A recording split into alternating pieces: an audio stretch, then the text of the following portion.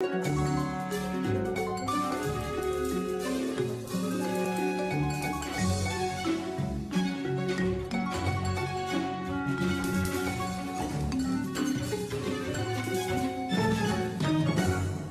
tarde.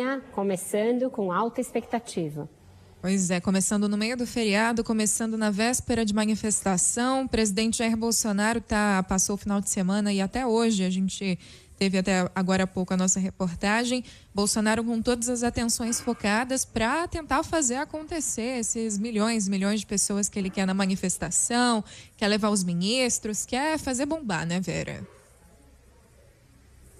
Quer fazer bombar, não tenho dúvidas que as manifestações vão ter um grande afluxo de pessoas, Nadédia, aqui em São Paulo, também em Brasília. Isso está sendo construído, não se trata de uma adesão voluntária, de uma adesão que nem mesmo represente a maioria da população brasileira, não, é uma adesão muito bem construída à custa de recursos empresariais, recursos públicos, recursos de origem ainda não identificada e de muita mobilização física e com infraestrutura, logística e também política. Então vão ser atos grandes, mas que representam uma grande quantidade. O Supremo, fechamento do Congresso, voto impresso, a ideia deturpada de que a gente viveria uma ditadura por parte do judiciário, todas essas ideias que são constantemente colocadas em fermentação pelo discurso do presidente e dos seus apoiadores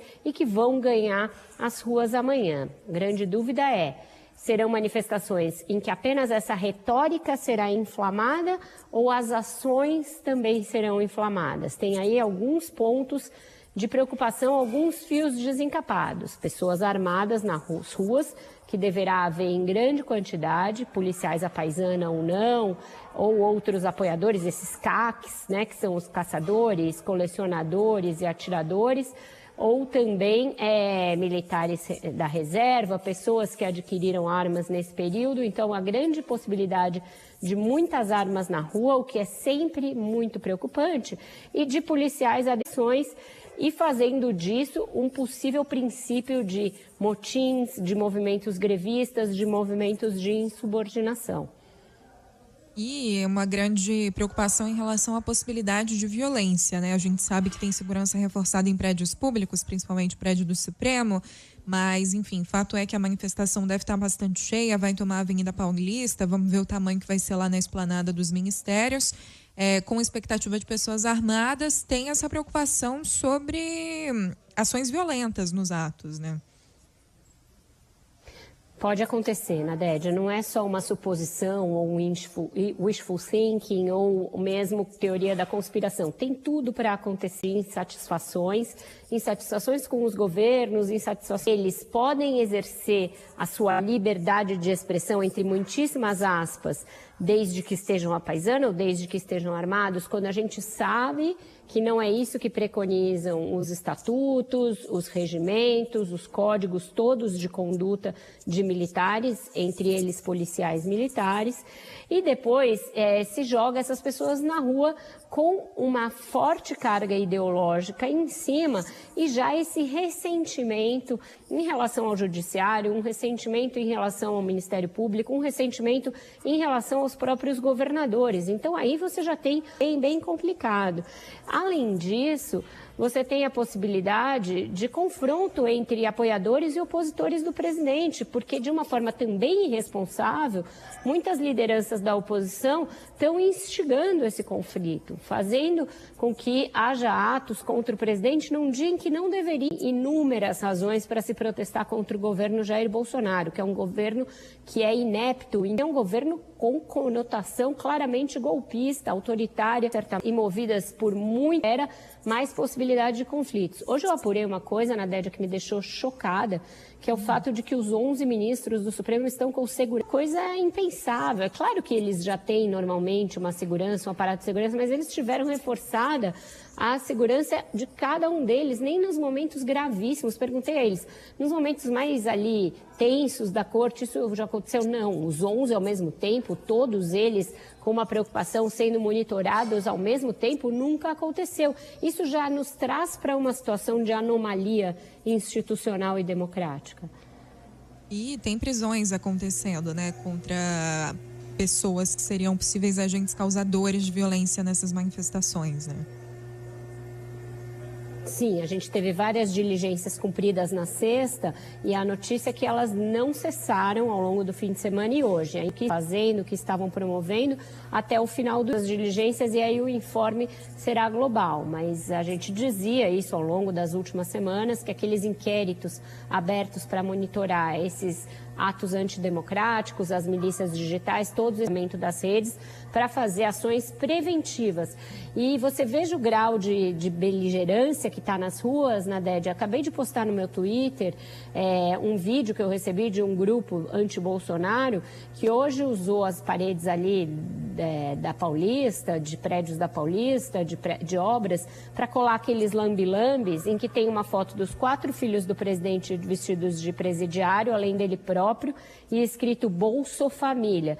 Então, o palco das manifestações bolsonaristas amanhã, se isso não for retirado até o fim do dia, estará com esses lambi-lambis claramente alusivos à prisão da família Bolsonaro.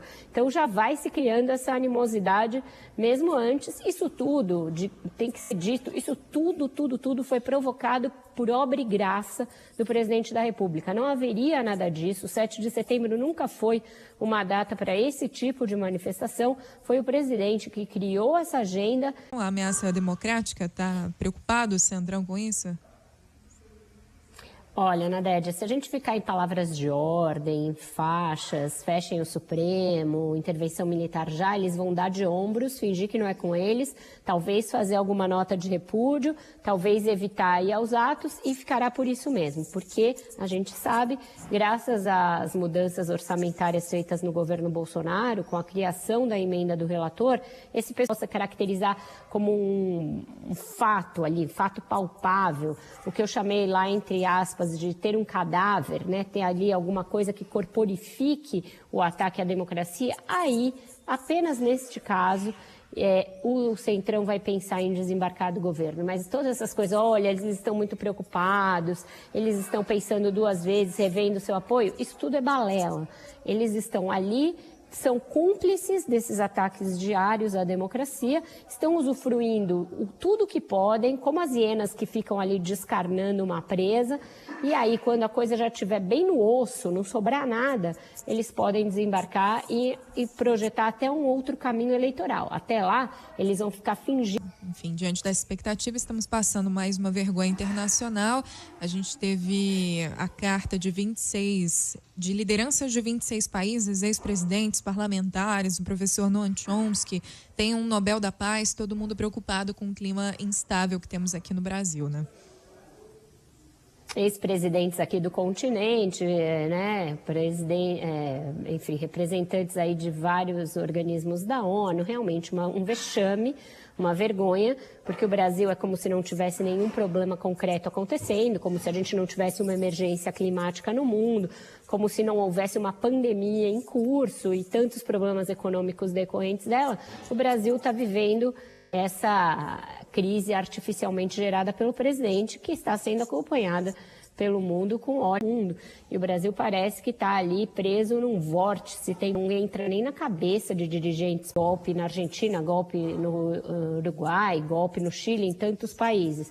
Isso não aconteceria hoje, não seria tão simples, e essa carta é uma demonstração disso, de que o mundo não tolera mais esses arroubos. E para ver o que vai acontecer.